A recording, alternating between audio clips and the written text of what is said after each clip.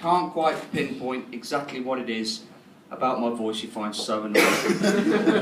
Don't worry, I've not been back to Birmingham for a long time. It's very much a homeopathic treatment for anybody who might want to experience a West Midlands accent, not expose themselves to its full effects. My name's John. I'm an atheist. I don't believe in God.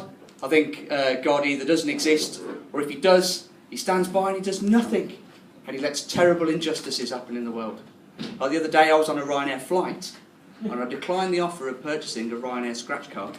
And the woman next to me, she bought it, and she won €32. And that's when I realised there is no God. Because if there was, I would have bought that scratch card and I'd have won that €32, and that could have almost bought me a tiny bottle of red wine and a cheese sandwich on a Ryanair. And you'd be right to laugh at that. After all, it is satirical. Anyway, the plane crashed and I was the only survivor, so... my ex-girlfriend, she's a dentist. She still has fillings for me. No,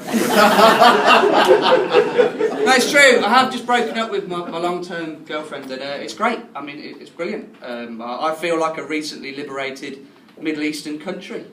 You know, like exuberant at having escaped the clutches of an evil dictator, unsure of my immediate future, and give it a year, I'll probably be under an equally depressing regime. I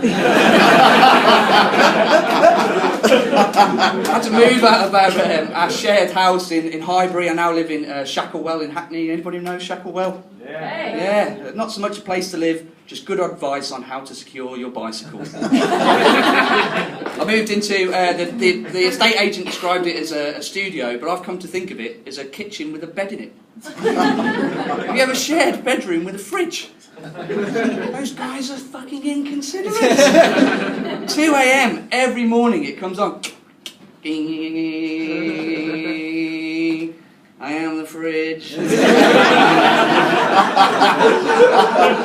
Keeping all your food cold in the night. I live on my own, there's nothing in the fridge. That is not true. At any one time, I know exactly what is in my fridge. There is a half-eaten tub of, I can't believe it's not butter, and I think and one of these things, it's left over from a picnic. I think, if you've seen them, you get them in Marks and Spencer's, they're like a plastic glass of wine, but with a foil lid on the top of it. Yeah, I like them. They're like yogurts, but for alcoholics. It's been a tough week. It's a friend's birthday, and I had to decide whether I was the kind of individual who would purchase a bespoke, humorous gift card from moonpig.com, or if I'm the kind of individual who would purchase a bespoke, humorous gift card from funkypigeon.com. Because they're the two, aren't they? They're the two warring factions of the online bespoke greeting cards business. I suppose the Scargill and Thatcher of the... Admit it, you were expecting some Thatcher stuff tonight, but nothing as ill-conceived or as poorly delivered. There's that. But they both do, the Moonpigs and the Funky Pigeons, they both do it's a national newspaper with your friend's face on the front of it. Have you all seen this? Have you seen it? Yes. Yeah, well, I find that quite offensive, because if you think about it, the only reason you'd see your friend on the front of a national newspaper is if they were the victim or the perpetrator of an incredibly violent crime. Thinking of you dying so horribly, it takes precedence over all other news stories. On your birthday.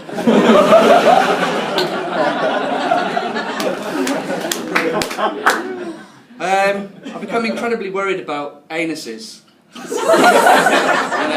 But not the thing, but the word anuses. So I don't even know if anuses is the plural of anus.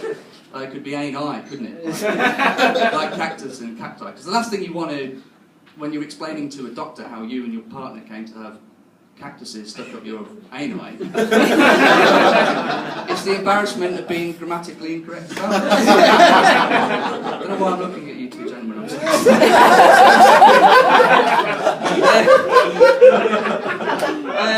Well, no, but I do have a very mild Birmingham accent, and the reason it's mild is I've tried to lose it over the years, and I'll explain to you the reason why. It's not an intellectual accent, and I'll tell you for why, and this is true.